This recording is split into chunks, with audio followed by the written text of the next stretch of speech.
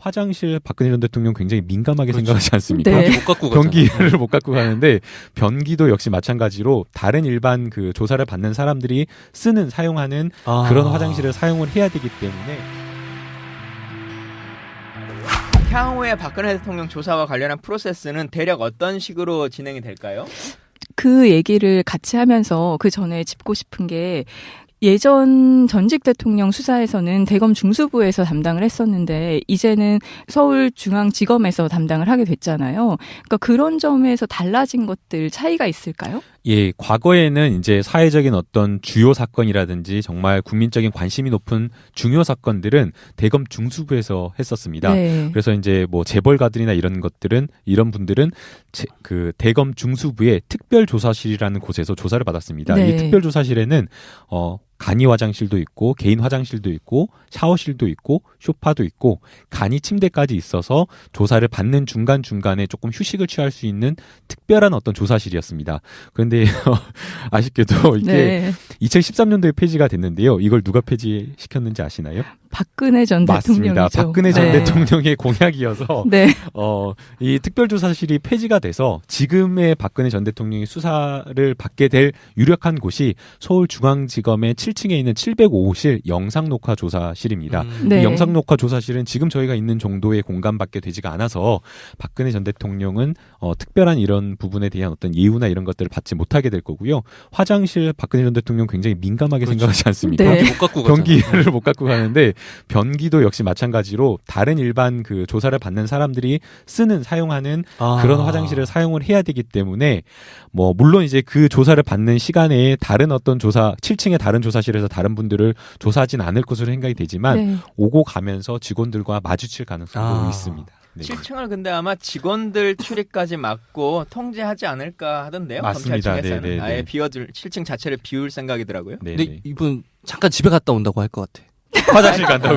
화장실 간다고. 아니 이분 진짜 아니 저번에 정상회담 때도 아니 세계 각국의 정상들을 맞아요. 만나는 정상회담에도 나 지금 나 오줌 싸고 올래. 그 집에 갔다 왔대잖아요. 영어 좀 품격 있게 합시다. 다시. 아니 그게 그 말인데 그거 아, 예. 품격 있게. 오줌 싸고 올게 이런 건 좀 그렇잖아. 아 그래.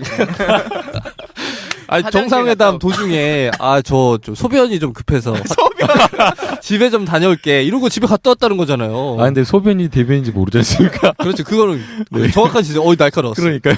그리고 검찰 조사 받다가 얼마나 긴장되겠어 이분이. 제가 종편에 가서 이 이야기 꼭 해야겠습니다. 그러니까 얼마나 긴장되겠어. 이거는 박근혜 대통령 입장에서 정말 좀 고문에 가까운 그런 것 같아요. 화장실 대략 통제. 몇 시간 정도 예상하세요?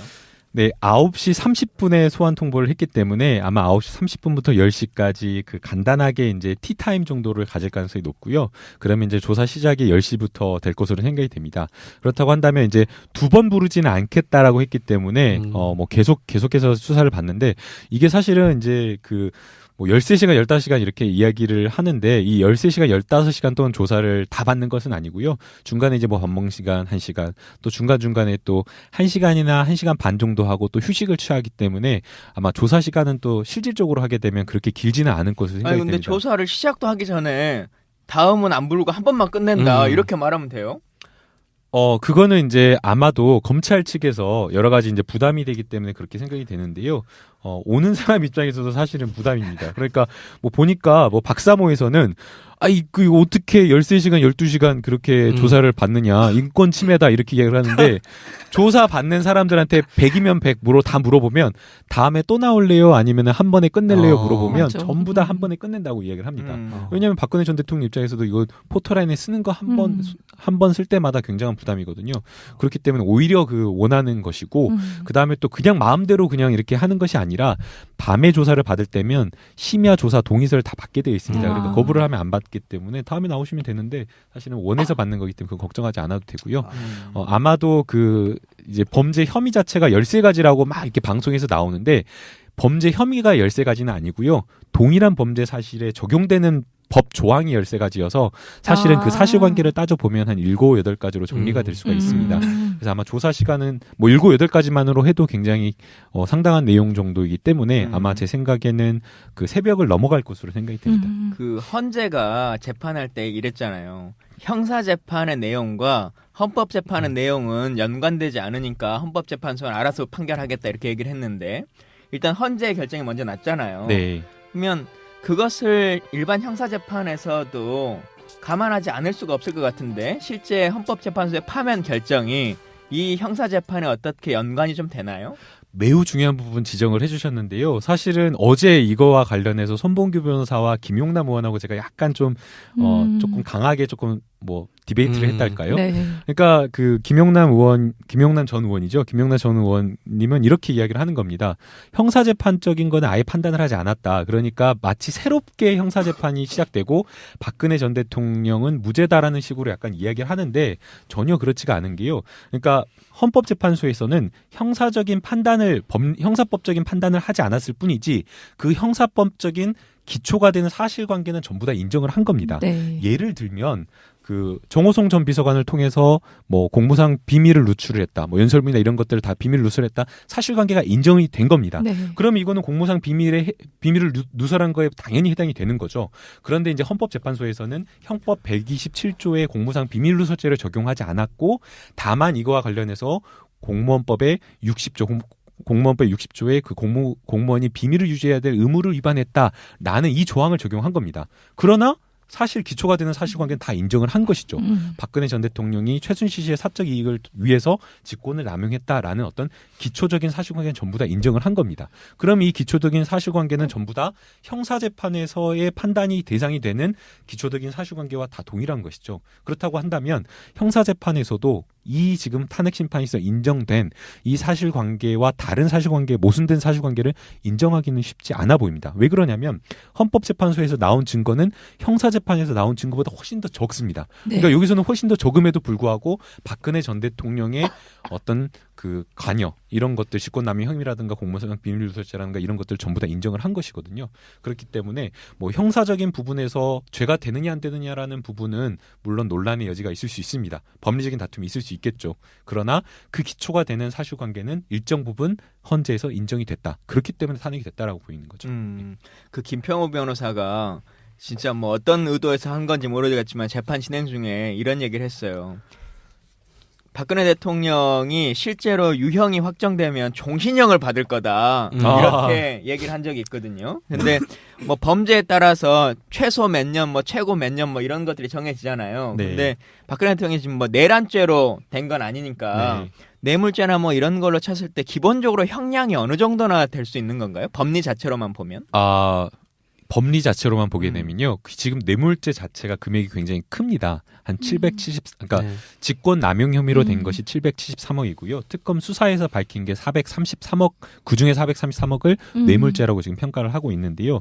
이제 일반적으로 양형을 고려를 할 때는 여러 가지를 고려를 하게 됩니다. 네. 이제 양형에서 가장 중요한 게 피고인이 반성을 하고 있느냐라는 이 부분인데요. 지금 박근혜 전 대통령 같은 경우에는 전혀 내가 관여한 바 없다라고 지금 주장을 하고 있는 상황이고, 근데 이제 재판부에서 죄질이 나쁘다라고 평가를 하는 게 증거에 의해서 명백하게 인정되는데도 불구하고 끝까지 부인하는 사람들 진짜 나쁜 놈으로 보는데 네.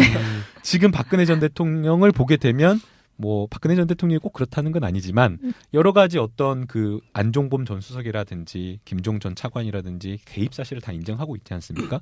그렇기 때문에 증거나 이런 부분들이 굉장히 물증이 확실한데도 불구하고 다 전부 다 부인을 하고 있기 때문에, 물론 뭐 박근혜 전 대통령 입장에서는 그게 진실이 아닐 가능성도 있겠지만요. 네. 그럼에도 불구하고 이렇게 다 부인을 하고 있기 때문에 나중에 이제 양형 평가에서 평가를 하게 되면 이런 부분은 정말 죄질이 나쁜 불량한 피고인이다라고. 그래서 얼마 정도나 나올 거? 무기가 나와야죠.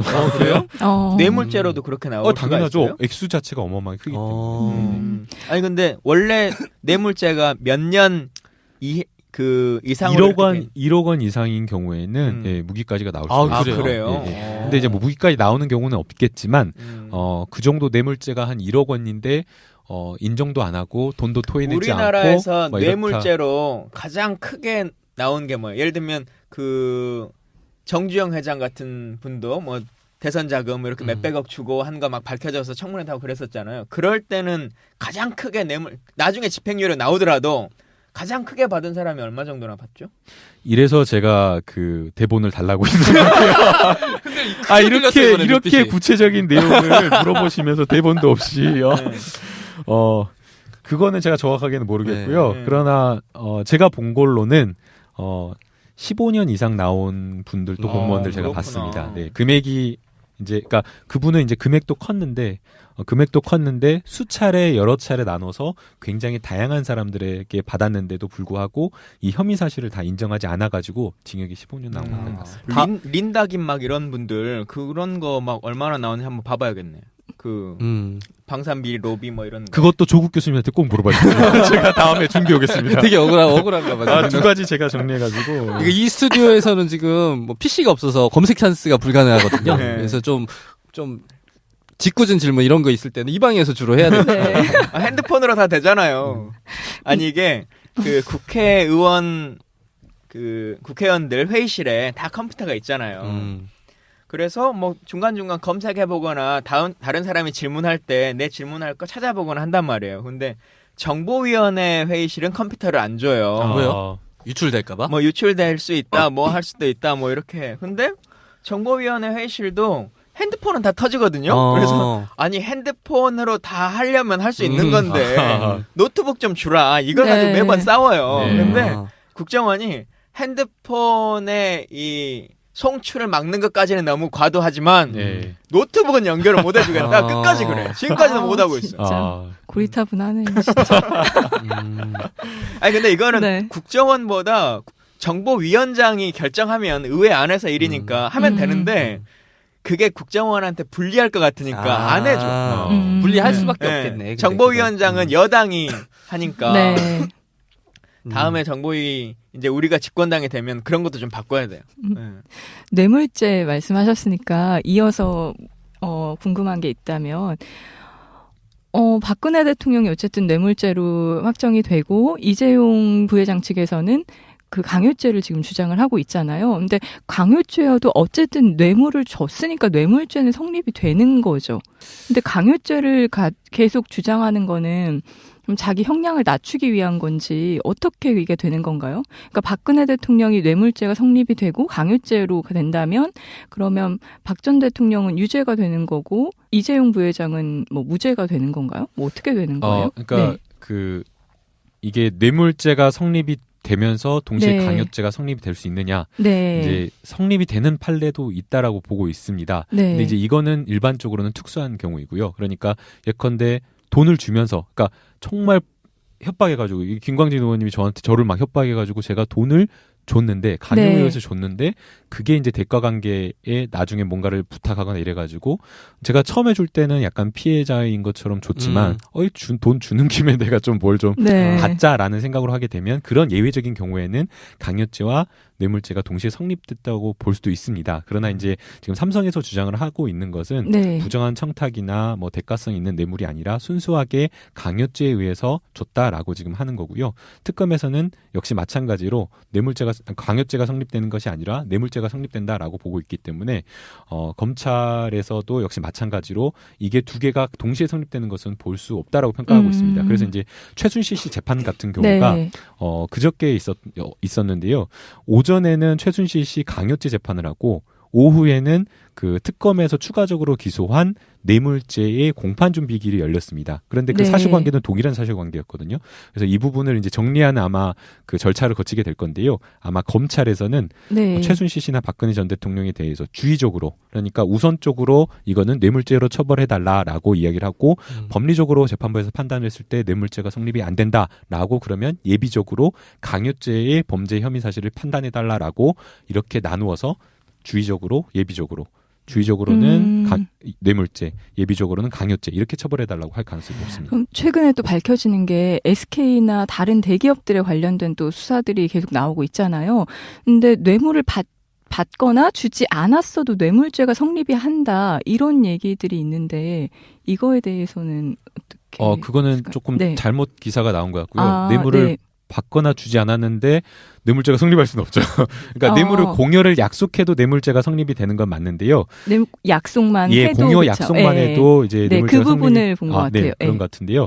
근데 이제 이게 일반적으로 좀 다른 게 뇌물죄하고 제3자 뇌물죄가 있습니다. 네. 그러니까 제3자 뇌물죄라고 하는 것은 박근혜 전 대통령으로 직접적으로 돈을 주지 않았다고 하더라도 제3자한테 뇌물을 주는 경우에 뇌물죄가 성립하는데요.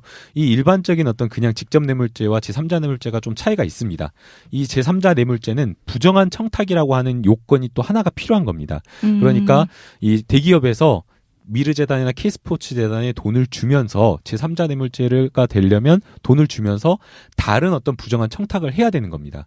그래서 이제 그 부정한 청탁의 대상이 뭐 SK나 이런 데 같은 CJ 같은 경우에는 대기업 총수의 사면을 목적으로 또는 네. 면세점을 목적으로 했다라는 것을 그 부분을 지금 수사를 하고 있는 겁니다. 그 집에 갔다 왔대잖아요. 영어 좀 품격 있게 합시다. 다시. 아니 그게 그 말인데 그거 예, 품격 있게? 오줌 싸고 올게 이런 건 좀 그렇잖아. 아니 정상회담 도중에 저 소변이 좀 급해서 집에 좀 다녀올게 이러고 집에 갔다 왔다는 거잖아요. 근데 소변이 대변인지 모르지 않습니까? 그렇죠. 그거는 정확한 지적. 날카로웠어. 그러니까요. 그리고 검찰 조사 받다가 얼마나 긴장되겠어 이분이. 제가 종편에 가서 이 이야기 꼭 해야겠습니다. 그러니까 얼마나 긴장되겠어. 이거는 박근혜 대통령 입장에서 정말 좀 고문에 가까운 그런 것 같아요. 화장실 대략 통제. 몇 시간 정도 예상하세요? 네, 9시 30분에 소환 통보를 했기 때문에 아마 9시 30분부터 10시까지 그 간단하게 이제 티타임 정도를 가질 가능성이 높고요. 그러면 이제 조사 시작이 10시부터 될 것으로 생각이 됩니다. 그렇다고 한다면 이제 두 번 부르지는 않겠다라고 했기 때문에 뭐 계속해서 수사를 받는데 이게 사실은 이제 뭐 13시간, 15시간 이렇게 이야기를 하는데 이 13시간, 15시간 동안 조사를 다 받는 것은 아니고요. 중간에 이제 뭐 밥 먹는 시간 1시간, 또 중간중간에 또 1시간이나 1시간 반 정도 하고 또 휴식을 취하기 때문에 아마 조사 시간은 또 실질적으로 하게 되면 상당한 내용 정도이기 때문에 아마 제 생각에는 그 새벽을 넘어갈 것으로 생각이 됩니다. 그 헌재가 재판할 때 이랬잖아요. 형사재판의 내용과 헌법재판의 내용은 연관되지 않으니까 헌법재판소는 알아서 판결하겠다 이렇게 얘기를 했는데 일단 헌재의 결정이 먼저 났잖아요. 네. 그러면 그것을 일반 형사재판에서도 감안하지 않을 수가 없을 것 같은데 실제 헌법재판소의 파면 결정이 이 형사재판에 어떻게 연관이 좀 되나요? 매우 중요한 부분 지적을 해주셨는데요. 사실은 어제 이거와 관련해서 손봉규 변호사와 김용남 의원하고 제가 약간 좀 조금 강하게 조금 뭐 디베이트를 했달까요? 네. 그러니까 그 김용남 전 의원이죠. 김용남 전 의원님은 이렇게 이야기를 하는 겁니다. 형사재판적인 거는 아예 판단을 하지 않았다. 그러니까 마치 새롭게 형사재판이 시작되고 박근혜 전 대통령은 무죄다라는 식으로 약간 이야기를 하는데 전혀 그렇지가 않은 게요. 그러니까 헌법재판소에서는 형사법적인 판단을 하지 않았을 뿐이지 그 형사법적인 기초가 되는 사실관계는 전부 다 인정을 한 겁니다. 네. 예를 들면 그 정호성 전 비서관을 통해서 뭐 공무상 비밀을 누출을 했다. 뭐 화장실 박근혜 전 대통령 굉장히 민감하게 생각하지 않습니까? 네. 못 갖고 가잖아. 변기를 못 갖고 가는데 변기도 역시 마찬가지로 다른 일반 그 조사를 받는 사람들이 사용하는 그런 화장실을 사용을 해야 되기 때문에 향후에 박근혜 대통령 조사와 관련한 프로세스는 대략 어떤 식으로 진행이 될까요? 그 얘기를 같이 하면서 그 전에 짚고 싶은 게 예전 전직 대통령 수사에서는 대검 중수부에서 담당을 했었는데 이제는 서울중앙지검에서 담당을 하게 됐잖아요. 그러니까 그런 점에서 달라진 것들 차이가 있을까요? 예, 과거에는 이제 사회적인 어떤 주요 사건이라든지 정말 국민적인 관심이 높은 중요 사건들은 대검 중수부에서 했었습니다. 네. 그래서 이제 뭐 재벌가들이나 이런 분들은 그 대검 중수부의 특별조사실이라는 곳에서 조사를 받았습니다. 네. 이 특별조사실에는 간이 화장실도 있고 개인 화장실도 있고 샤워실도 있고 소파도 있고 간이 침대까지 있어서 조사를 받는 중간중간에 조금 휴식을 취할 수 있는 특별한 어떤 조사실이었습니다. 그런데 아쉽게도 이게 네. 2013년도에 폐지가 됐는데요. 이걸 누가 폐지시켰는 그렇게 길지는 않은 것으로 생각이 아니 근데 됩니다. 조사를 시작도 하기 전에 다음은 안 부르고 한 번만 끝낸다 이렇게 말하면 돼요? 그거는 이제 아마도 검찰 측에서 여러 가지 이제 부담이 되기 때문에 그렇게 생각이 되는데요. 오는 사람 입장에서도 사실은 부담입니다. 그러니까 뭐 보니까 뭐 박사모에서는 이거 어떻게 13시간, 12시간 그렇게 조사를 받느냐. 인권 침해다. 이렇게 이야기를 하는데, 조사 받는 사람들한테 100이면 100 다 물어보면, 다음에 또 나올래요? 아니면 한 번에 끝낼래요? 물어보면, 맞아. 전부 다 한 번에 끝낸다고 이야기를 합니다. 왜냐하면 박근혜 전 대통령 입장에서도 이거 포토라인에 쓰는 거 한 번 쓸 때마다 굉장한 부담이거든요. 그렇기 때문에 오히려 원하는 것이고, 그 다음에 또 그냥 마음대로 그냥 이렇게 하는 것이 아니라, 아니라 밤에 조사를 받을 때면 심야 조사 동의서를 다 받게 되어 있습니다. 그러니까 거부를 하면 안 받기 때문에 다음에 나오시면 되는데 사실은 원해서 받는 거기 때문에 그건 걱정하지 않아도 되고요. 아마도 그 이제 범죄 혐의 자체가 13가지라고 막 이렇게 방송에서 나오는데 범죄 혐의가 13가지는 아니고요. 동일한 범죄 사실에 적용되는 법 조항이 13가지여서 사실은 그 사실관계를 따져보면 한 7, 8가지로 정리가 될 수가 있습니다. 그래서 아마 조사 시간은 뭐 7, 8가지만으로 해도 굉장히 상당히 아시나요? 박근혜 전 대통령이죠. 맞습니다. 박근혜 전 대통령의 공약이어서 네. 이 특별조사실이 폐지가 돼서 지금의 박근혜 전 대통령이 수사를 받게 될 유력한 곳이 서울중앙지검의 7층에 있는 705호실 영상녹화조사실입니다. 네. 이 영상녹화조사실은 지금 저희가 있는 정도의 공간밖에 되지가 않아서 박근혜 전 대통령은 특별한 이런 부분에 대한 어떤 예우나 이런 것들을 받지 못하게 될 거고요. 화장실 박근혜 전 대통령 굉장히 민감하게 생각하지 않습니까? 네. 못 갖고 변기를 못 갖고 가는데 변기도 역시 마찬가지로 다른 일반 그 조사를 받는 사람들이 사용하는 그런 화장실을 사용을 해야 되기 때문에 뭐 물론 이제 그 조사를 받는 시간에 다른 어떤 7층의 다른 조사실에서 다른 분들을 조사하진 않을 것으로 생각이 되지만 네. 오고 가면서 직원들과 마주칠 가능성도 있습니다. 네. 7층을 근데 아마 직원들 출입까지 막고 통제하지 않을까 하던데요. 맞습니다. 검찰 측에서는 네네네. 아예 7층 자체를 비울 생각이더라고요. 근데 이분 잠깐 집에 갔다 온다고 할 것 같아. 화장실 간다고. 화장실 간다고. 아니 이분 진짜. 아니 저번에 정상회담 때도 아니 세계 각국의 정상들을 맞아요. 만나는 정상회담에도 나 지금 화장실 나 오줌 싸고 올래.